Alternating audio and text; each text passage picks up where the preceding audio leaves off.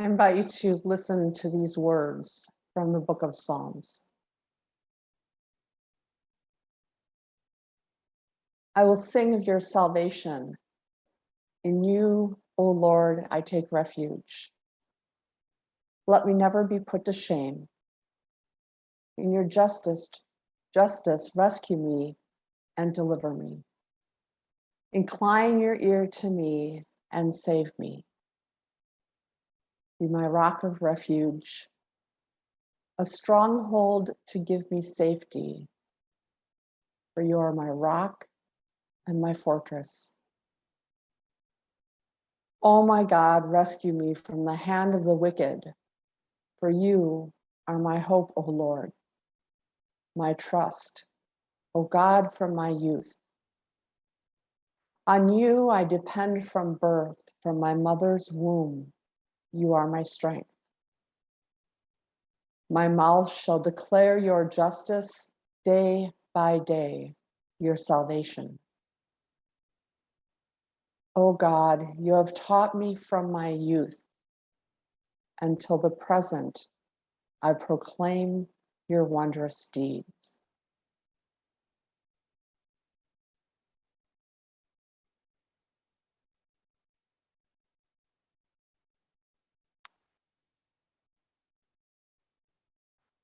I'm uh, I'm laughing at myself because as I read these words in the current funk that I'm in today, it feels like lies, lies, it's all lies. And I say that, share that in this community, knowing, trusting, believing, acknowledging that we've all been there. We've all been at those places where we want to believe the words. Our rational mind wants to believe the words. Our hearts and our life experiences remember times when those words were fulfilled. We've had experiences where we have felt protected and upheld and uplifted. We have had experiences of what we can explain as nothing other than divine intervention. We've had those experiences of being metaphorically pulled out of the way of a running train. We've had those experiences of being pulled off a path that was certain, in hindsight, was certain to lead to more difficulty and more struggle. I know for myself in my own life, there have been times when I've gone against what that divine urging is and got my butt whipped for it. Or as my friend Sarah likes to call it, a spiritual ass kicking. So our hearts, our faith, our life experiences are there to say, these words aren't a lie. There is a source that is guiding and protecting and supporting us. And the reality in the human experience is that sometimes it's hard to believe that that protection is there. Especially when we've been on a path that we feel we've been beating our head against the wall, trying to make some headway, trying to have an impact, trying to live out the call that we feel in our heart. And we're tempted to believe that we're coming away with empty hands.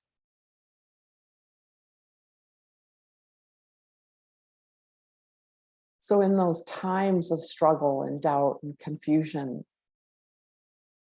it's okay to say, I feel today like these words are lies, but I know from experience, I know from that deep, deep knowing within myself that they're not lies, because we have felt that support in times different from today, for me anyway.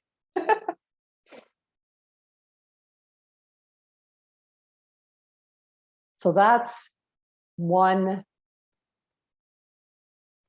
reflection on that reading. Now, the other reflection, based on what I was thinking about when I picked this reading in the first place a week ago, was an observation of this continual de-evolution of paradigm based on fear, power, and control. And the past, well, I guess it's 4 weeks now, since today's the 27th, almost 4 weeks of 2022. There just seems to be more and more and more things pointing toward this pending collapse. More things coming to the surface as lies, deceptions, betrayals, truths being revealed, truths that have been hiding behind the veil, if you will. Corruption and stock market and currency volatility and pending military conflict, which is probably leaving our Western European friends a little unsettled. I'm unsettled, and I'm not anywhere near the what seems to be an impending conflict.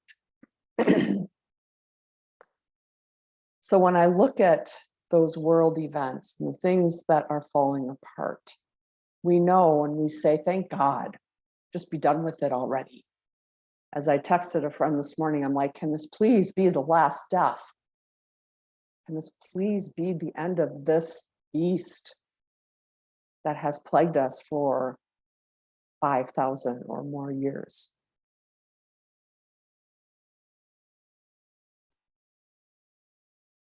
And I'm aware of the soul heart knowledge, if I dare say that, within myself, that first off, this part I know is true. Nobody here in this circle is of that world. We're not made for that world of division, of conflict, of fear, of power, of control, of oppression. We are not made for that world. And we can testify to that because of how hurtful that world has been to us, whether that be physically, emotionally, mentally, spiritually, psychologically. We know we're not made for that world. And we know in the deepest parts of our heart that we are made for something else that may or may not manifest on the collective in our lifetime, if it ever does. But we do have the power and the strength and the ability within ourselves to create that new world within ourselves by cultivating that inner connection of peace, of contentment, of untying and unraveling from non-loving societal conditioning, for freeing ourselves from the burden of shame and guilt, and allowing ourselves the time and the space we need to heal the wounds that we've received from the world we were never born to live in.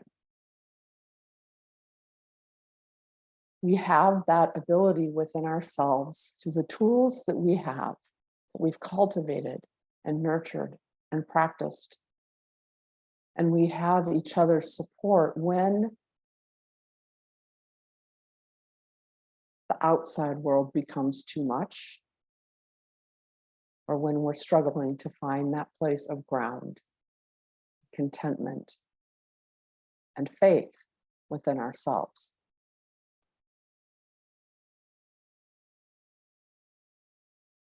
As the dying world continues in its death throes, and as it gets louder and more boisterous and likely more violent, the other power we have is to choose not to be in that world. We have the power to step aside.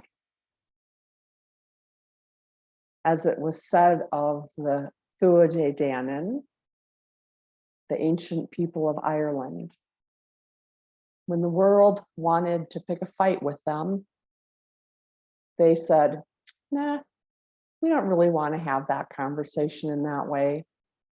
And so they stepped sideways into the light.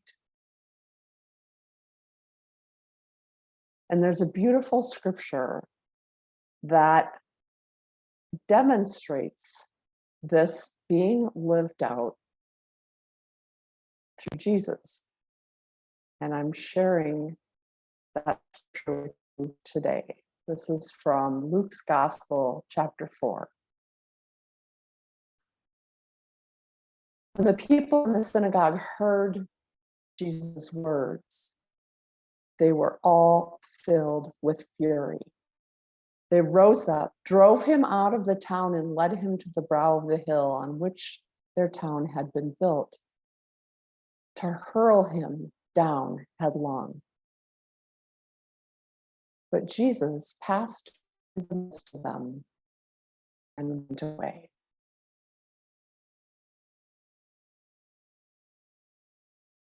But Jesus passed through the midst of them and went away. There's a profound invitation in this. The invitation that when we are met with conflict, when conflict is brought to us, when standing in our truth and speaking our truth triggers others to think of us as enemy, when people want to drag us into their conflicts or pick fights with us, or any other manner of wanting to do violence in some way, we have the power to simply walk away.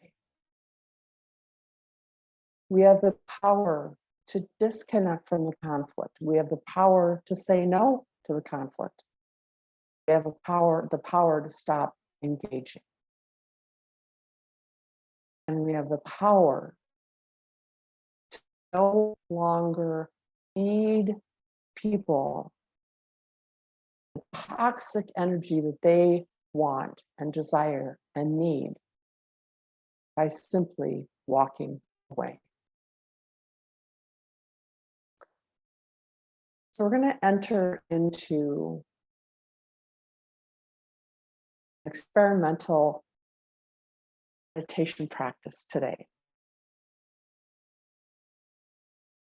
And I'm going to trust that your own inner guidance, your own inner spirit, will lead you to where you need to be in this meditation and take you into what is life-giving and supportive for you.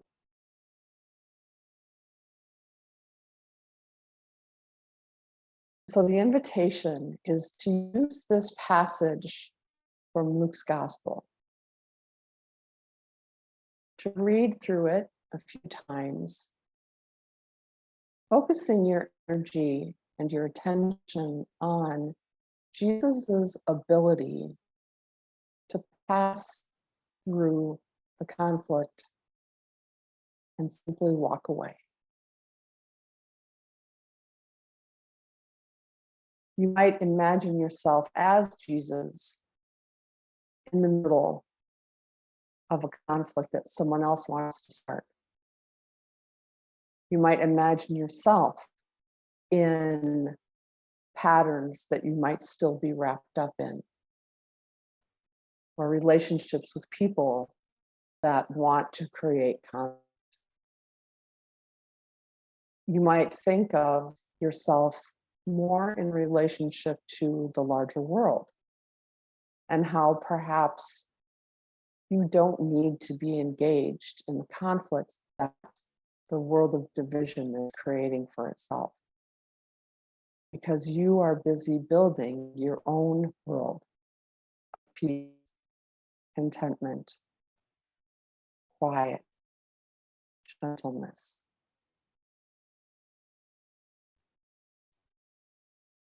So I'm going to invite you to enter into this time of meditation using that passage from Luke, allowing it to take you where you need to go. And we'll set aside, we'll take about 20 minutes. Take about 20 minutes for that practice. And when you're done with the practice, or when the 20 minutes-ish is up, we'll come back in the circle and have an opportunity to share and discuss today's lesson and anything that might have come through for you in that meditation.